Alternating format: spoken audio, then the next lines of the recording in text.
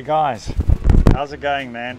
Welcome to another episode of Kickstart Adventures. This week's episode we're going to be stilling this beautiful rum mash. Here in the bucket I've got 25 litres of molasses rum wash. We put 10 kilograms of molasses in, blackstrap molasses, a bit of sugar, and it's been fermenting for 2 weeks, 2 solid weeks. And the fermentation process is now complete. So what we're going to be doing now is transferring this beautiful blackstrap molasses wash into this still. We're going to fire it up and we're going to see the beautiful rum coming out of that little orifice over there. So it's exciting. A few of the things that we're going to be using is the hydrometer, specific gravity, measuring the specific gravity. Now I've measured the specific gravity before fermentation, and we're going to have a measure of it now to see what the alcohol by volume is in this bucket at the moment, and I believe it'll be about 13% or something like that.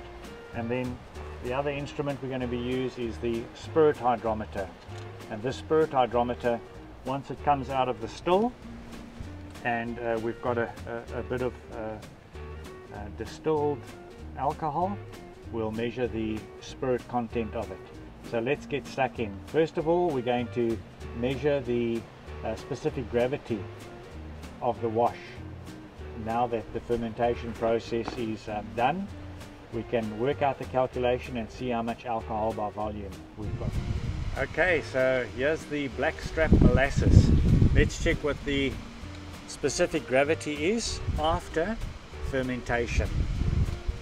Still going down. Wow. Okay. Oh, that's pretty good. So that's just on, let's get a little spin, just on 1032. 1032. Alright, let's work out the calculation. Okay, so I've just measured the alcohol by volume of this molasses wash that we've got. So before fermentation the specific gravity was 1.130. After fermentation I've just measured that, the specific gravity is 1.032. so what you do is you take 1.130 minus 1.032. that gives you a figure of 0.098. Then you times that by 131.25 and that gives you 12.86%.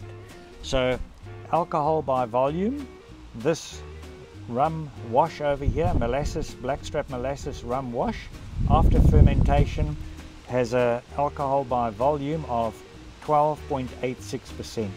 so I think that's pretty good. That's high, so we should get a good yield from that. Right, so now we can transfer this blackstrap molasses wash and we're going to transfer it into our still. It's over there, beautiful, and get that cranking, and hopefully the good stuff is going to trickle into there. Right, let's make a start on that, guys. Okay, so the wash is now in our distilling pot, and we'll put our lid on in a minute, crank up the fire and get it going. But before we do that, I've got a product here. It's called distilling conditioner, and it's an anti-foaming agent. It prevents puking. So let's just put a bit of that in. You could put a knob of butter in as well, that also works really well, but I've got this anti-foaming agent. So let's get this thing cranked up and we'll go from there. Hey guys, one thing I haven't done on the channel yet is done some tasting of what I've produced. So over here we've got a rum, then we have a Kentucky bourbon and juniper berry gin. So we'll have a little nip of each and I can try to describe to you the taste while we're waiting for the still to heat up and start producing. So let's go with let's start with the gin. We'll pour a little gin and have a taste. Now this gin was actually made just with sugar, so essentially extracting ethanol, which is the alcohol, and then adding flavoring. The flavoring that I added was, with this gin, actually what I did was I actually put it through the still once to get ethanol, then I put it through again, but with juniper berries and other berries to add flavoring, to absorb some of the flavor. So this was like distilled twice, and this is what's come up. So I've offered it to a few people, they've enjoyed it. I enjoy it, but let's have a little taste and let's see if I can give you an idea of what it tastes like. So it's a nice clear strong spirit. This is about probably about 50% alcohol. As you get the aromas from it, you can actually smell the juniper berry. So apparently all gins got juniper berry. That's one characteristic of a good gin. It's good made with juniper berry, or they probably do other flavors as well. But this is really nice, really nice. All right, let's have a swig.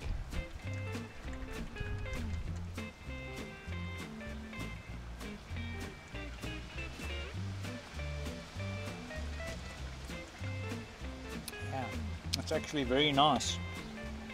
This was made on the 15th of the 2nd, 2024, so it's only like 2 months old, and already it's softened. The alcohol potency is softened out of it, and you get a nice smooth juniper berry taste out of it. This with a bit of nice tonic really goes down nice. So and the flavors, I mean the smell, the aroma, absolutely enjoyable. Now this was actually one of my first ones that I ever made, and it's really come up good, so I'm happy with that. Very nice. Right guys, the next one is the bourbon, Kentucky bourbon. Now I made this with a mash, a grain mash. I used flaked corn, I used barley, and I used rye as well, and that really came out pretty good. This one is also one of the earlier ones that I've made, so let's have a swig of this and see if we can get those flavors coming through. You'll have to just believe me, because I can tell you, but it's basically an honesty test. Again, wow, aroma is so different, eh?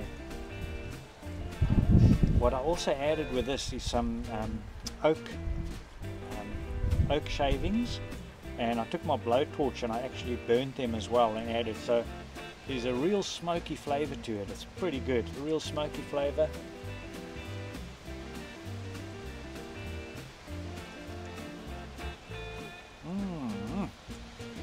You can actually taste the grain in it.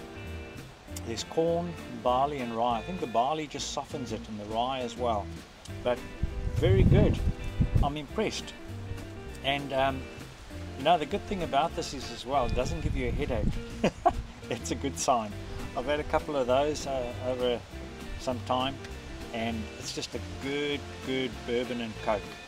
So I always put a bit of Coke with it. I enjoy it with Coke. Very nice. Right, let's move on to the next one. This is a rum. This was made on the 16th of the 3rd, 2004. I got some plantation rum barrel chips, added that in with a little bit of flavoring as well, rum flavoring, and this is a favorite. All my mates, when they come and we have a drink, then it's the rum that gets finished first. Rum and Coke, very nice. And hence we're making another rum, the Molasses Rum, today. So let's give a taste of this rum. Normally I put it with Coke, but oh, you can just smell that rum flavor. And I'm sure also the plantation chips, the barrel chips, old chips that I put in, really did absorb some of the strong alcohol flavors and release the plantation rum flavors.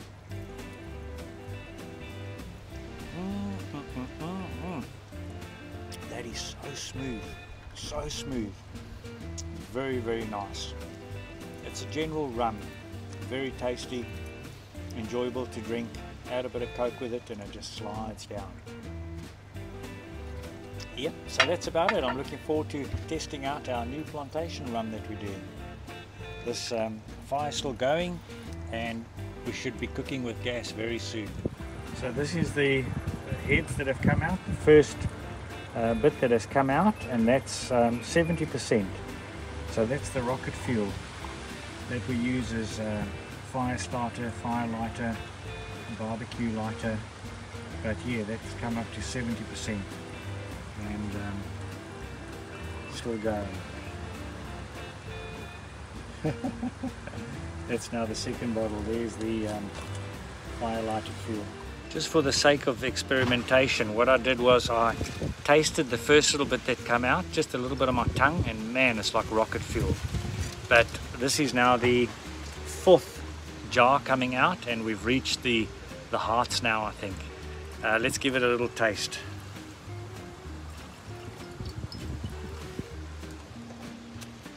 Oh my, that is delicious, eh? That is so smooth. Man, it's like candy coming through, but definitely a different spirit. And the molasses rum is something else. Man, that's good. Look at that. Oh, good grief. Burn, baby, burn. The still's working really well. No leaks. Up it goes. And along it goes. And then it starts to condense as it gets down here. Woo! Go, baby, go. I love it, I love it, I love it. Gentlemen, the process is in full swing. Let me just run through it with you.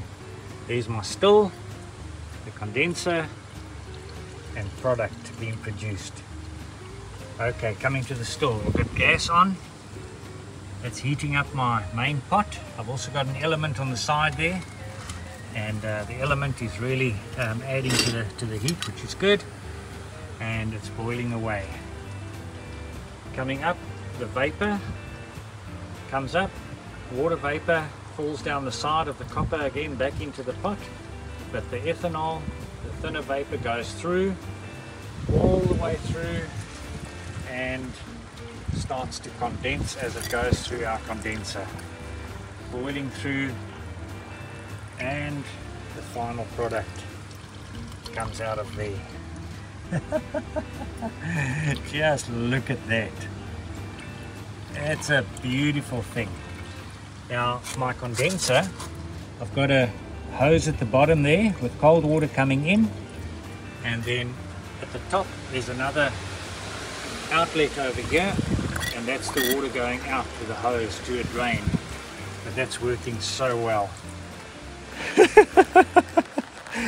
It never ceases to amaze me. I just enjoy this so much, guys, and it's so cool to be able to share it with you. Check the product already. So this was the first bit that came out. That's the rocket fuel. That gets discarded. We throw that away or use it as a fire fuel, fire lighter, and so forth. Second, 72%. Third, 72%. Then it was the fourth jar came down to 40%. 70%. Fifth 70%, and this is also a sixth jar, big jar 70%, so it's stabilized at 70%. So that's pretty good. And this is now our seventh jar being filled up over there. And again, if you just taste this, put your finger in there. Oh man, it is like smooth as in your mouth. It is unbelievable. That's the nicest rum that I've tasted, and I can honestly say that. Honestly, it is so good. Whoop, whoop. I've just poured myself a rum and coke straight from the still. Cheers, guys. It's delicious.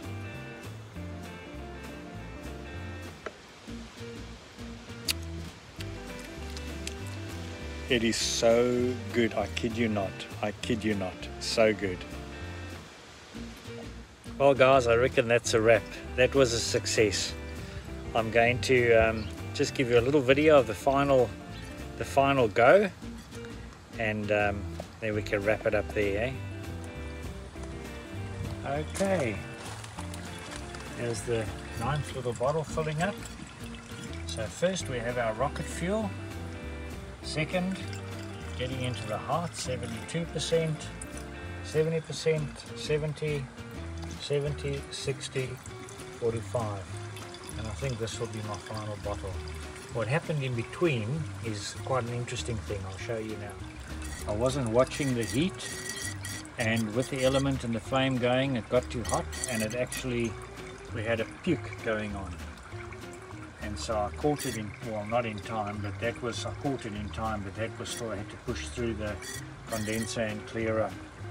But after that, we've got this 8th bottle, which is 45%, and the final bit going in there, which will probably be 40% or whatever, and I'll stop there. But that's interesting. If you don't watch it and you allow your temperature to get too high, it starts to boil over, and that's what happens, a puke. I tasted that, it doesn't taste too bad, it's actually got quite a lot of molasses flavour in it, but yeah, I'll keep that and see what I can do with it. Anyway guys, that's it for this week. I hope you enjoyed the video. We'll catch up again soon, eh? Thanks for watching. If you haven't subscribed yet, subscribe now. Hit the notification button, do all the other things, hit the like, share with others, that helps the channel. Thanks guys. Still away. Cheers guys, bye.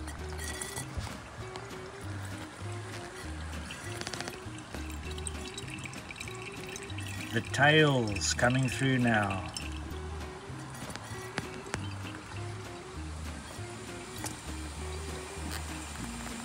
That's what it's all about. Backyard stilling.